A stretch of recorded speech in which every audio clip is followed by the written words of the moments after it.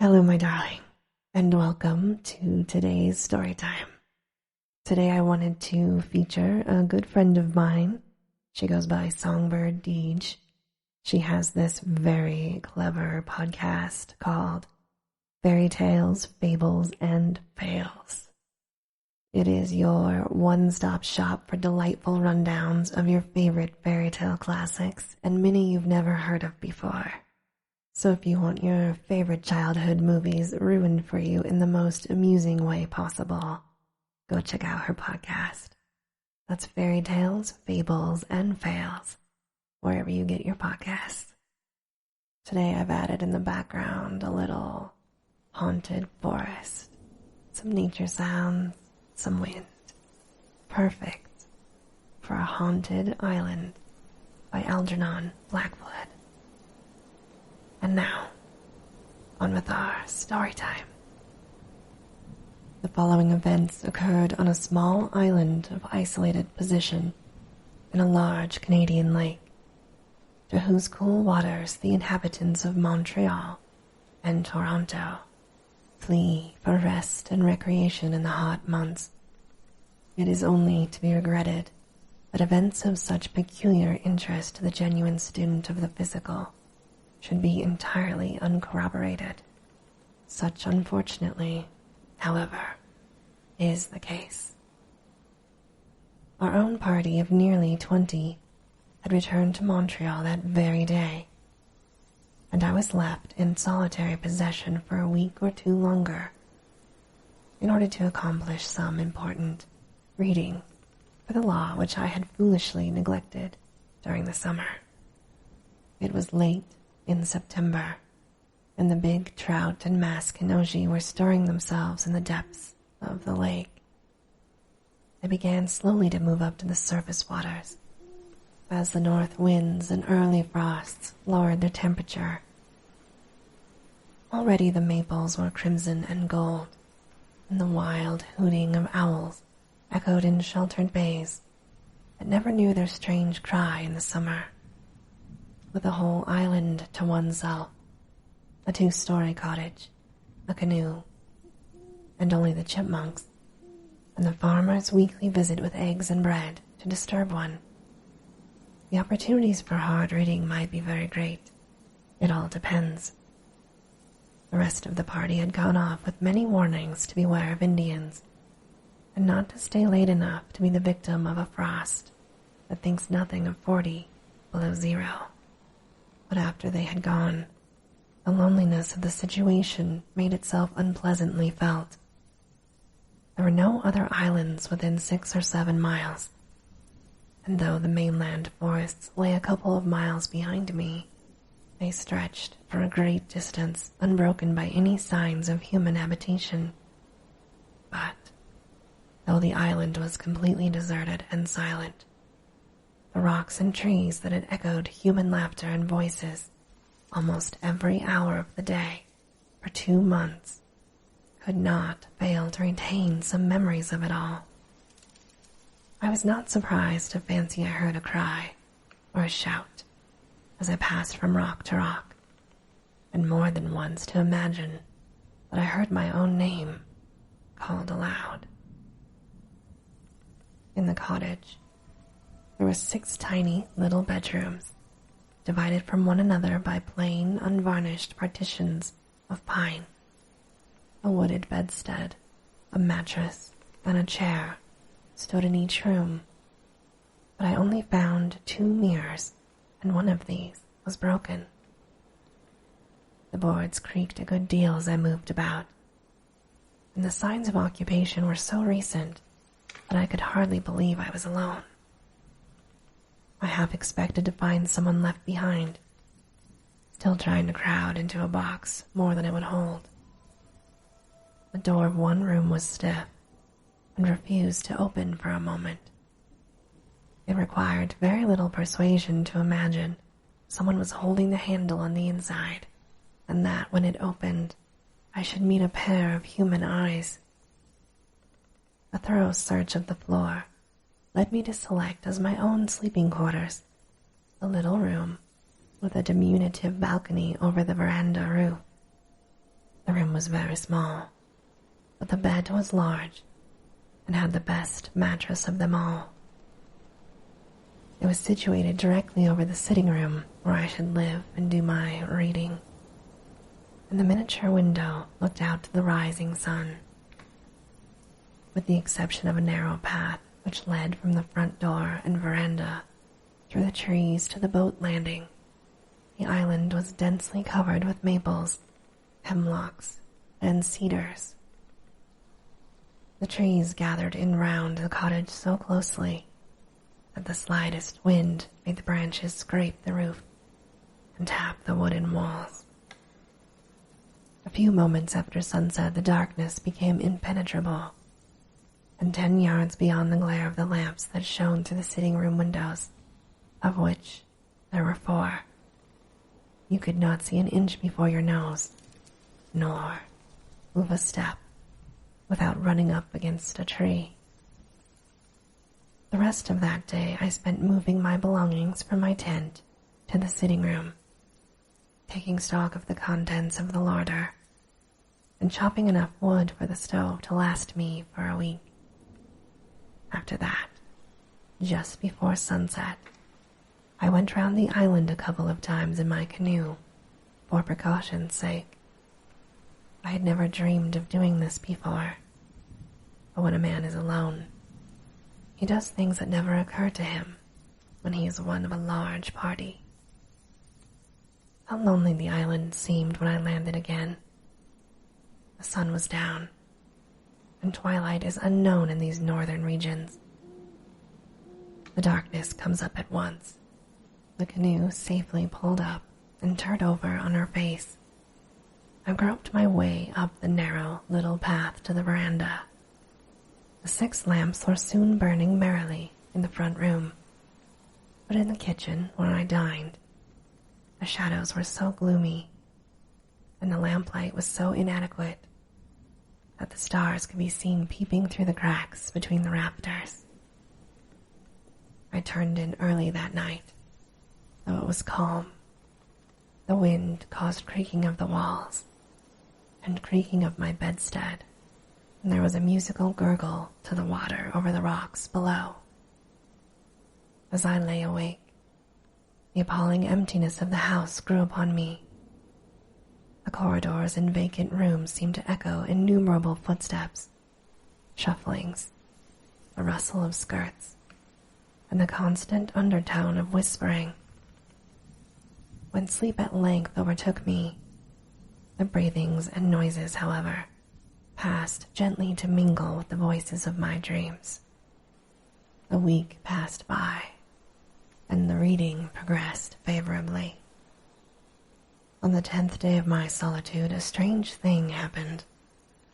I awoke after a good night's sleep to find myself possessed with a marked repugnance for my room. The air seemed to stifle me. The more I tried to define the cause of this dislike, the more unreasonable it appeared. There was something about the room that made me afraid. Absurd as it seems, this feeling clung to me obstinately while dressing, and more than once I caught myself shivering, and conscious of the inclination to get out of the room as quickly as possible. The more I tried to laugh it away, the more real it became, and when at last I was dressed and went out into the passage and downstairs into the kitchen, it was with feelings of relief, such as I might imagine would accompany one's escape from the presence of a dangerous, contagious disease. While cooking my breakfast, I carefully recalled every night spent in the room, in the hope that I might in some way connect the dislike I now felt with some disagreeable incident that had occurred in it. But the only thing I could recall was one stormy night, when I suddenly awoke and heard the boards creaking so loudly in the corridor that I was convinced there were people in the house. So certain was I of this, that I had descended the stairs, gun in hand, only to find the doors and windows securely fastened. the mice and black beetles in sole possession of the floor. This was certainly not sufficient to account for the strength of my feelings. The morning hours I spent in steady reading, and when I broke off in the middle of the day for a swim and luncheon, I was very much surprised, if not a little alarmed, to find that my dislike for the room had, if anything, grown stronger. Going upstairs to get a book, I experienced the most marked aversion to entering the room, and while within, I was conscious all the time of an uncomfortable feeling that was half uneasiness and half apprehension. The result of it was that, instead of reading, I spent the afternoon on the water, paddling and fishing, and when I got home about sundown, brought with me a half-dozen delicious black bass for the supper table and the larder. As sleep was important to me at this time, I had decided that if my aversion to the room was so strongly marked on my return as it had been before, I would move my bed down into the sitting room and sleep there. This was, I argued, in no sense a concession to an absurd or fanciful fear, but simply a precaution to ensure a good night's sleep. A bad night involved the loss of the next day's reading, a loss I was not prepared to incur.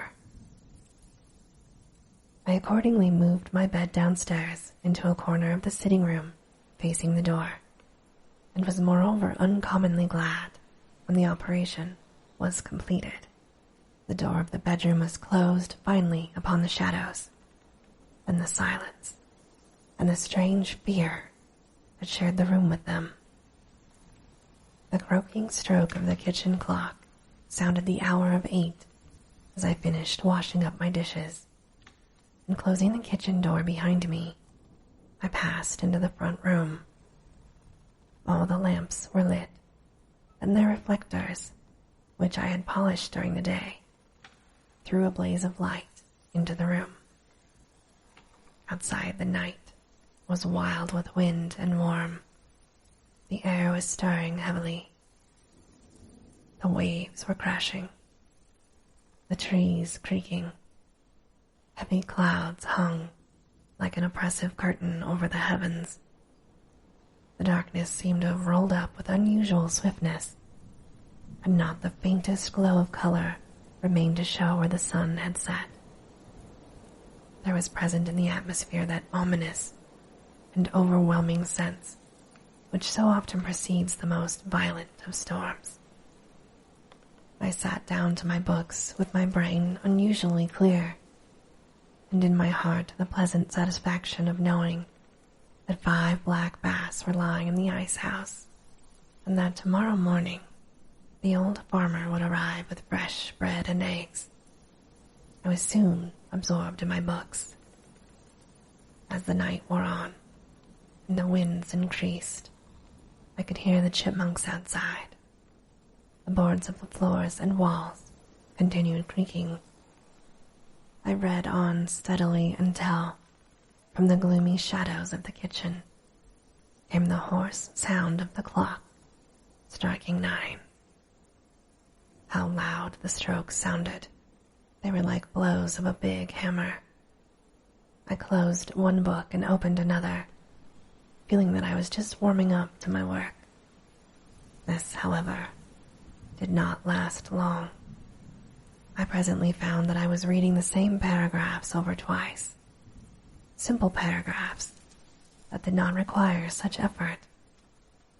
Then I noticed that my mind began to wander to other things, and the effort to recall my thoughts became harder with each digression.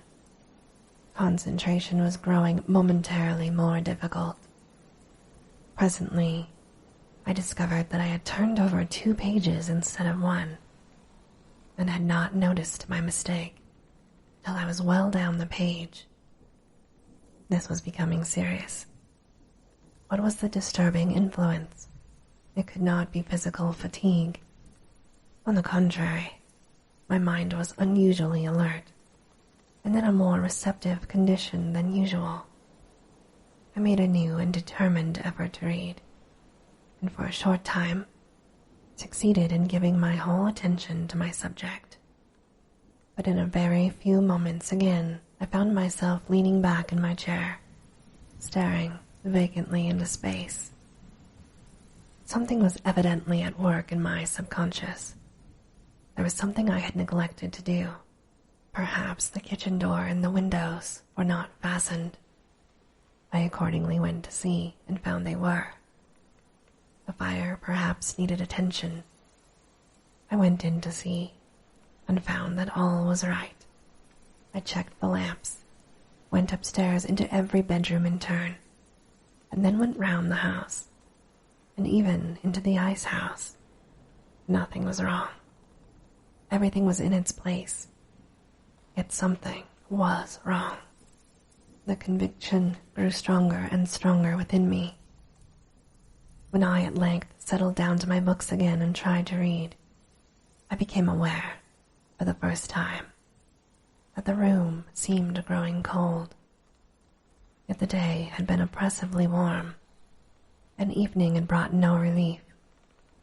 The 6 big lamps, moreover, gave out heat enough to warm the room presently, but a chilliness that perhaps crept up from the lake made itself felt in the room, and caused me to get up to close the glass door opening on the veranda. For a brief moment, I stood looking out at the shaft of light that fell from the windows and shone some little distance down the pathway, and out for a few feet into the lake. As I looked, I saw a canoe glide into the pathway of light, and immediately crossing it, pass out of sight again into the darkness. It was perhaps 100 feet from the shore, and it moved swiftly. I was surprised that a canoe should pass the island at that time of night, for all the summer visitors from the other side of the lake had gone home weeks before, and the island was a long way for any line of water traffic.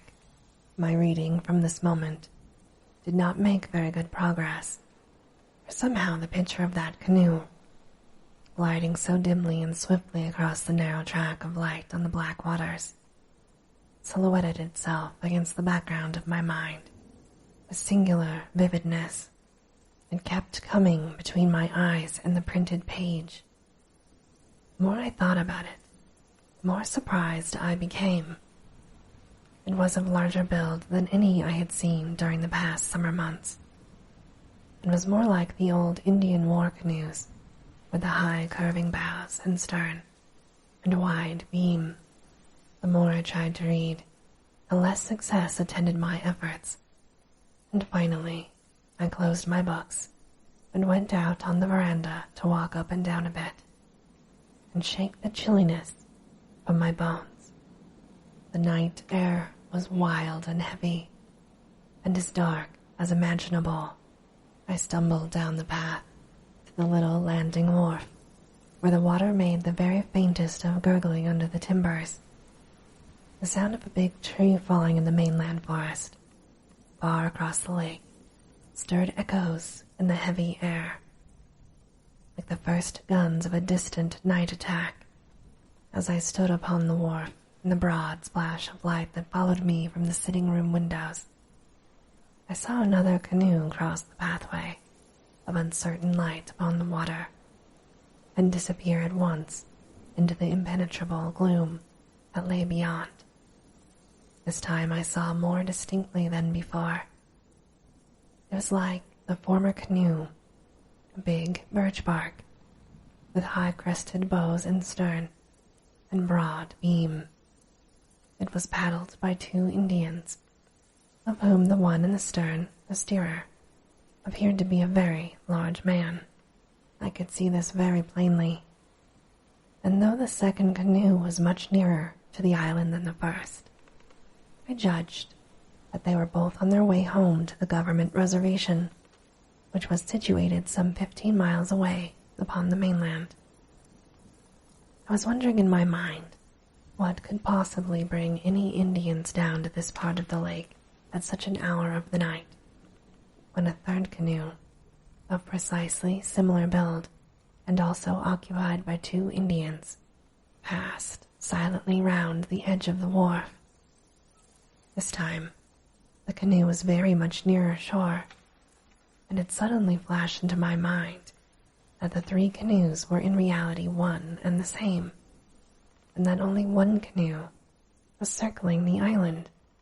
This was by no means a pleasant reflection, because if it were the correct solution for the unusual appearance of the 3 canoes in this lonely part of the lake at so late an hour, the purpose of the 2 men could only reasonably be considered in some way connected with myself. I had never known of the Indians attempting any violence upon the settlers who shared the wild, inhospitable country with them. At the same time, it was not beyond the region of possibility to suppose. But then, I did not care to even think of such hideous possibilities, and my imagination immediately sought relief in all manner of other solutions to the problem. Indeed, this came readily enough to my mind, but did not succeed in recommending themselves to my reason. Meanwhile, by a sort of instinct, I stepped back out of the bright light in which I had hitherto been standing, and I waited in the deep shadow of a rock to see if the canoe would again make its appearance. Here I could see without being seen, and the precaution seemed a wise one. After less than 5 minutes, the canoe, as I had anticipated, made its 4th appearance. This time, it was not 20 yards from the wharf, and I saw that the Indians meant to land. I recognized the 2 men as those who had passed before, and the steerer was certainly an immense fellow. It was unquestionably the same canoe. There could no longer be any doubt that for some purpose of their own, the men had been going round and round the island for some time, waiting for an opportunity to land. I strained my eyes to follow them in the darkness, but the night had completely swallowed them up, and not even the faintest swish of the paddles reached my ears. The Indians plied their long and powerful strokes, coming closer. The canoe would be around again in a few moments, and this time it was possible that the men might land. It was well to be prepared. I knew nothing of their intentions, and 2 to 1, when the 2 are big men, late at night on a lonely island, was not exactly my idea of pleasantries. In a corner of the sitting room, leaning up against the back wall, stood my Marlin rifle, with 10 cartridges in the magazine, and 1 lying snugly in the greased breech. There was just time to get up to the house and take up a position of defense in that corner. Without an instant's hesitation, I ran up to the veranda, carefully picking my way among the trees so as to avoid being seen in the light. Entering the room, I shut the door leading to the veranda, and as quickly as possible turned out every one of the 6 lamps. To be in a room so brilliantly lighted, where my every movement could be observed from outside, while I could see nothing but impenetrable darkness at every window, was by all laws of warfare an unnecessary concession to the enemy. And this enemy, if enemy it was far too dangerous to be granted any such advantages. I stood in the corner of the room with my back against the wall and my hand on the cold rifle barrel. The table covered my books, lay between me and the door, but for the first few minutes after the lights were out, the darkness was so intense that nothing could be discerned at all. Then, very gradually, the outline of the room became visible, and the framework of the windows began to shape itself dimly before my eyes. After a few minutes, the door, its upper half of glass, and the two windows that looked out upon the front veranda became specially distinct. I was glad that this was so, because if the men came up to the house, I should be able to see their approach and gather something of their plans. Nor was I mistaken, for there presently came to my ears the peculiar hollow sound of a canoe landing. It was being carefully dragged up over the rocks. The paddles I distinctly heard being placed underneath, and the silence that ensued thereupon I rightly interpreted to mean that the men were stealthily approaching the house. While it would be absurd to claim that I was not alarmed, even frightened, at the gravity of the situation and its possible outcome, I speak the whole truth when I say I was not overwhelmingly afraid for myself. I was conscious that even at this stage of the night, I was passing into a psychical condition in which my sensations were no longer normal. Physical fear at no time entered into the nature of my feelings, and though I kept my hand upon my rifle the greater part of the night, I was all the time conscious that its assistance could be of little avail against the terrors I had to face. More than once, I seemed to feel most curiously that I was in no real sense a part of the proceedings, nor actually involved in them. Instead, I was playing the part of a spectator moreover, on a psychic rather than a material plane. Many of my sensations that night were too vague for definite description and analysis, but the main feeling that will stay with me to the end of my days is the awful horror of it all, and the miserable sensation that if this strain had lasted a little longer than was actually the case, my mind must inevitably have given way. Meanwhile, I stood still in my corner and waited patiently for what was to come. The house was as still as the grave, but the inarticulate voices of the night sang in my ears, and I seemed to hear the blood running in my veins and dancing in my pulses. If the men came to the back of the house, they would find the kitchen door and window securely fastened. They could not get in there without making considerable noise, which I was bound to hear. The only mode of getting in was by means of the door that faced me, and I kept my eyes glued on that door without taking them off for the smallest fraction of a second. My sight adapted itself every minute better to the darkness. I saw the table that nearly filled the room and left only a narrow passage on each side. I could also make out the straight backs of the wooden chairs pressed up against it, and could even distinguish my papers and inkstand lying on the white oilcloth covering.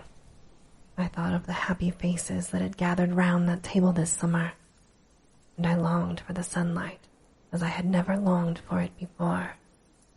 Less than 3 feet to my left, the passageway led to the kitchen, and the stairs leading to the bedrooms above commenced in this passageway, but almost in the sitting room itself.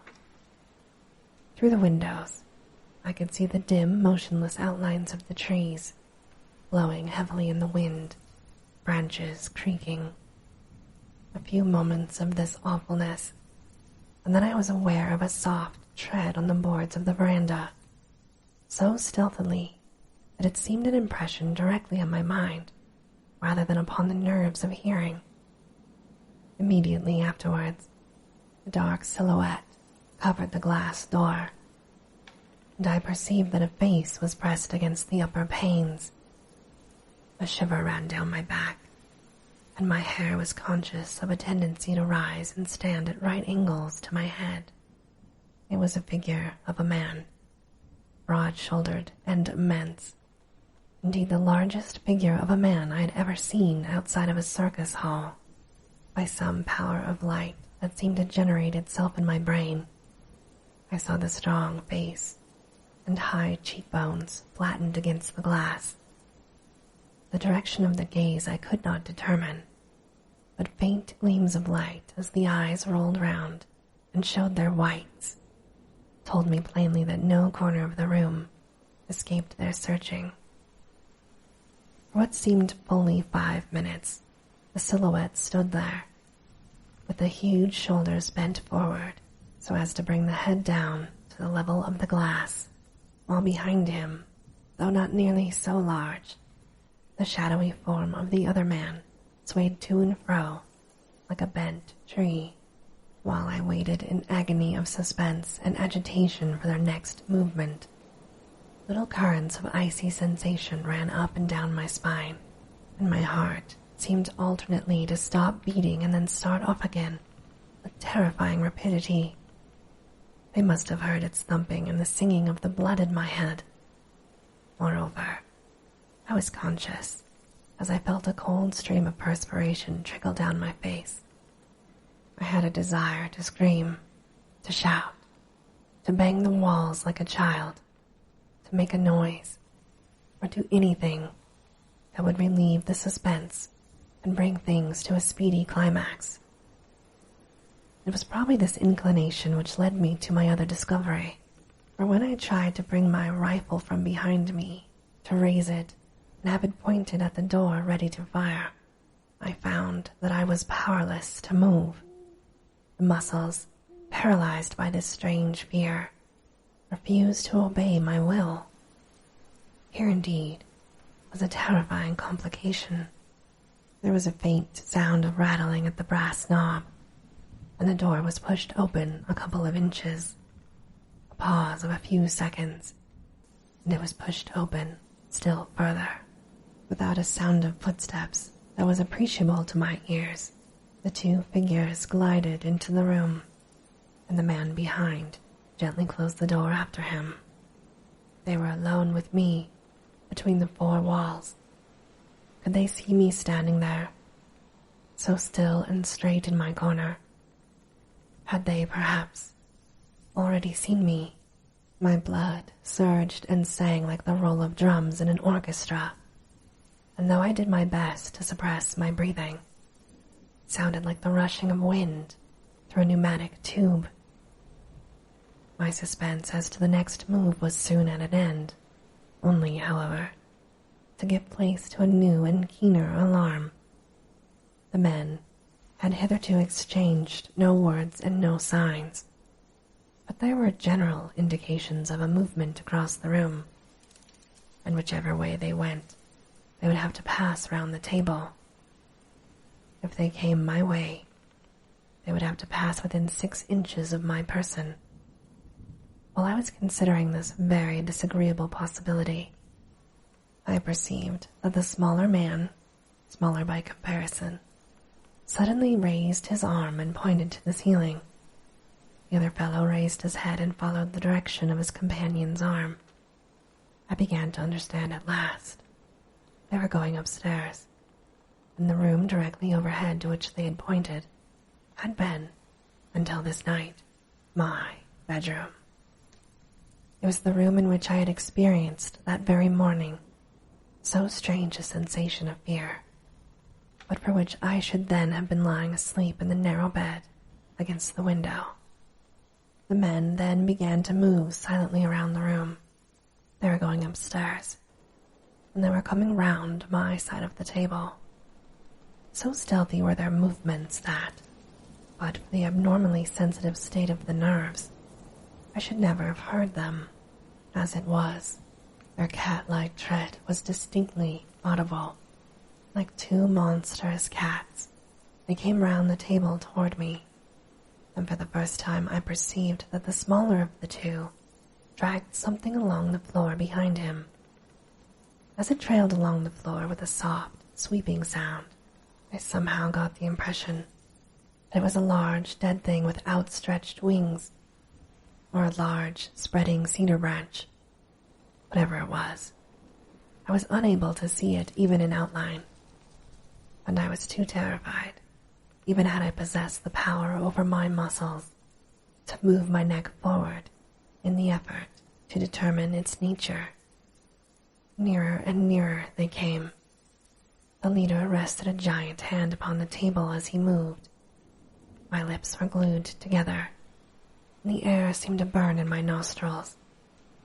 I tried to close my eyes so that I might not see as they passed me, but my eyelids had stiffened and refused to obey. Would they never get by me? Sensation seemed also to have left my legs, and it was as if I were standing on mere supports of wood or stone. Worse still, I was conscious that I was losing the power of balance, the power to stand upright, or even to lean backwards against the wall. Some force was drawing me forward, and a dizzy terror seized me that I should lose my balance and topple forward against the men just as they were in the act of passing me. Even moments, drawn out into hours, must come to an end sometime, and almost before I knew it, the figures had passed me and had their feet upon the lower step of the stairs leading to the upper bedrooms. There could not have been 6 inches between us, and yet I was conscious only of a current of cold air that followed them. They had not touched me, and I was convinced that they had not seen me. Even the trailing thing on the floor behind them had not touched my feet, as I had dreaded it would. And on such an occasion as this, I was grateful even for the smallest mercies. The absence of the men from my immediate neighborhood brought little sense of relief. I stood shivering and shuddering in my corner, and, beyond being able to breathe more freely, I felt no whit less uncomfortable. Also, I was aware that a certain light, which, without apparent source or rays, had enabled me to follow their every gesture and movement, had gone out of the room with their departure. An unnatural darkness now filled the room and pervaded its every corner, so that I could barely make out the positions of the windows and the glass doors. As I said before, my condition was evidently an abnormal one. The capacity for feeling surprise seemed, as in dreams, to be wholly absent. My senses recorded with unusual accuracy even smallest occurrence, but I was able to draw only the simplest deductions. The men soon reached the top of the stairs, and there they halted for a moment. I had not the faintest clue as to their next movement. They appeared to hesitate. They were listening attentively. Then I heard one of them, who by the weight of his soft tread must have been the giant, cross the narrow corridor and enter the room directly overhead, my little bedroom. But for the insistence of that unaccountable dread I had experienced there in the morning, I should at that very moment have been lying in the bed, with a big man in the room, standing beside me. For the space of 100 seconds, there was silence, such as might have existed before the birth of sound. It was followed by a long, quivering shriek of terror, which rang out in the night, and ended in a short gulp before it had run its full course. At the same moment, the other man left his place at the head of the stairs and joined his companion in the bedroom. I heard the thing trailing behind him along the floor.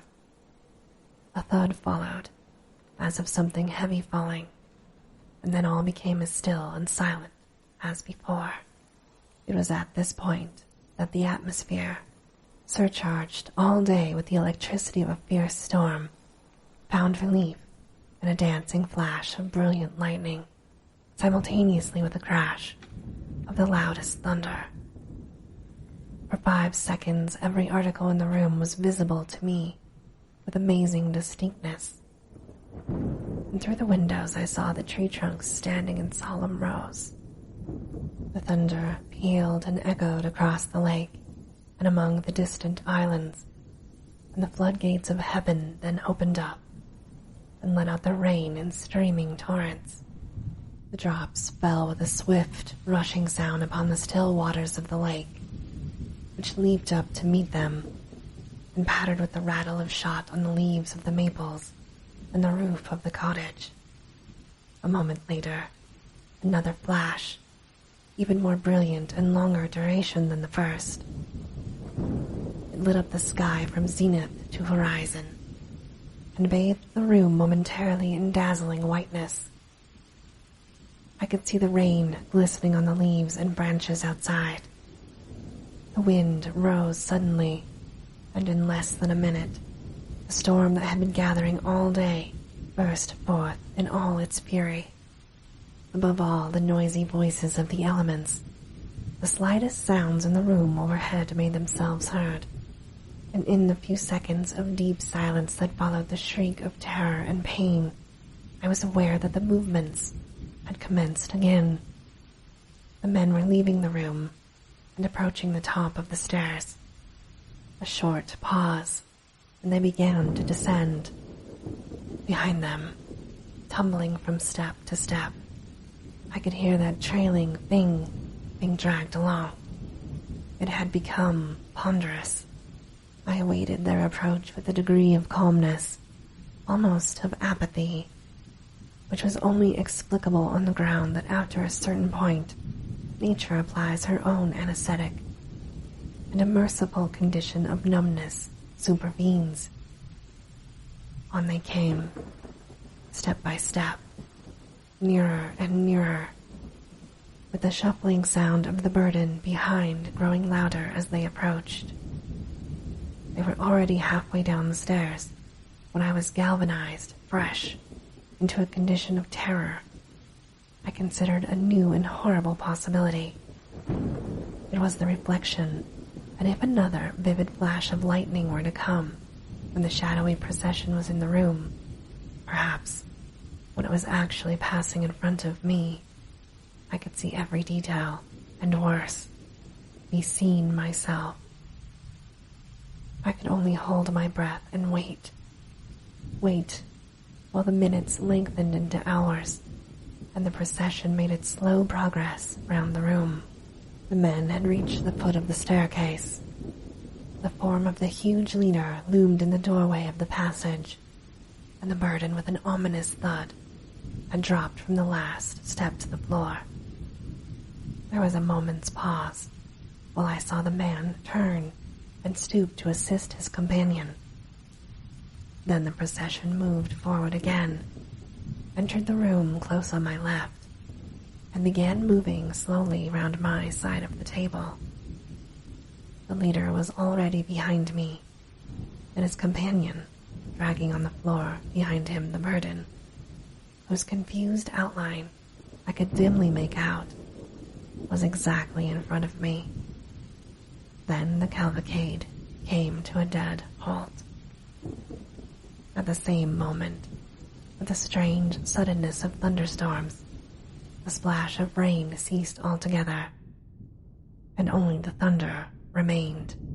For the space of 5 seconds, my heart seemed to stop beating, and then the worst came.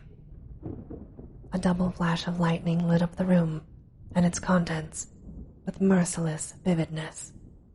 The huge man stood a few feet past me on my right. One leg was stretched forward in the act of taking a step. His immense shoulders were turned towards his companion, and in all their magnificent fierceness, I saw the outline of his features. His gaze was directed upon the burden his companion was dragging along the floor, but his profile, high cheekbones, straight black hair, and bold chin, burnt itself in that brief instant into my brain, never again to fade. Small, compared with this gigantic figure, appeared the proportions of the other man, who, within 12 inches of my face, was stooping over the thing he was dragging, and the burden, lying upon the sweeping cedar branch, which he held and dragged by a long stem, was the body of a white man. Then, for the first time that night, the terror that had paralyzed my muscles and my will lifted its unholy spell from my soul. With a loud cry, I stretched out my arms to seize the big man by the throat, but I grasped only air, tumbled forward unconscious upon the ground. I had recognized the body, and the face was my own. It was bright daylight when a man's voice recalled me to consciousness. I was lying where I had fallen, and the farmer was standing in the room with the loaves of bread in his hands. The horror of the night was still in my heart, and as the bluff settler helped me to my feet and picked up the rifle which had fallen with me, with many questions and expressions of condolence, I imagine my brief replies were neither self-explanatory nor even intelligible. That day, after a thorough and fruitless search of the house, I left the island. I went over to spend my last 10 days with the farmer, and when the time came for me to leave, the necessary reading had been accomplished, and my nerves had completely recovered their balance. On the day of my departure, the farmer started early in his big boat with my belongings to row to the point, 12 miles distance, where a little steamer ran twice a week for the accommodation of hunters. Late in the afternoon, I went off in another direction in my canoe, wishing to see the island once again, where I had been the victim of so strange an experience. In due course, I arrived there and made a tour of the island.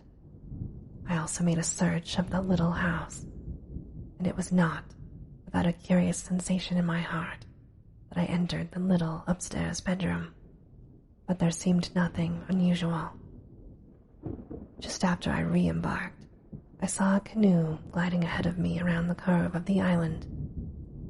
The canoe was an unusual sight this time of the year, and this one seemed to have sprung from nowhere. Altering my course a little, I watched it disappear around the next projecting point of rock. It had high, curving bows, and there were 2 men in it. I lingered with some excitement to see if it would appear again round the other side of the island, and in less than 5 minutes, it came into view. There were less than 200 yards between us, and the men, sitting on their haunches, were paddling swiftly in my direction. I never paddled faster in my life than I did in those next few minutes. When I turned to look again, the men had altered their course and were again circling the island. The sun was sinking behind the forests on the mainland, and the crimson-colored clouds of sunset were reflecting in the waters of the lake. I looked round for the last time and saw the big bark canoe and its 2 occupants still going round the island. Then the shadows deepened rapidly. The lake grew black, and the night wind blew its first breath in my face as I turned a corner, and a projecting bluff of rock hid my view of both island and canoe. And this, my darling, ends our story time for today. As always, I hope that you have very sweet and creepy dreams.